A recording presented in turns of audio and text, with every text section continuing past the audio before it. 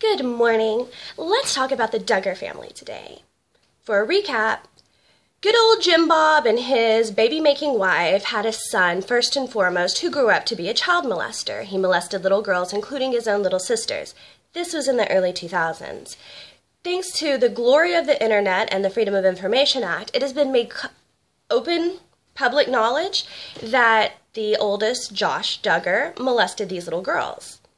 Now, that in and of itself is really terrible. But what makes this even more messy and disgusting and sort of makes me lose all faith in humanity is the sickening number of people that have come to this person's defense, to this family's defense.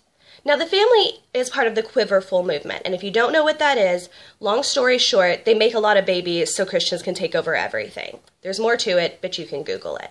This family is known for having children, 19. So we know that he molested a few of them. We don't know how far his damage spread.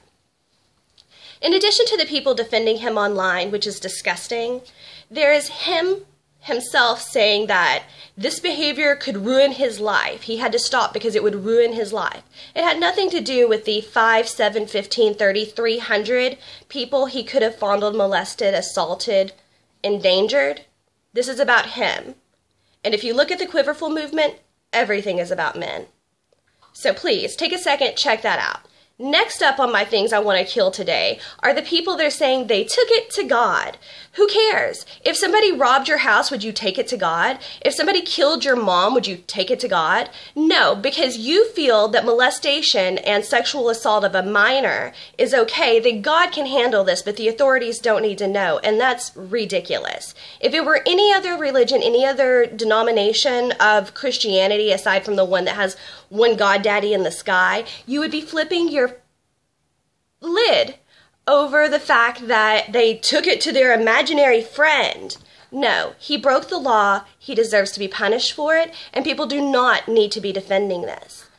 The scariest part of all of this is how many people think that taking it to God is a legitimate action when laws are broken and people are assaulted and endangered, and it's not.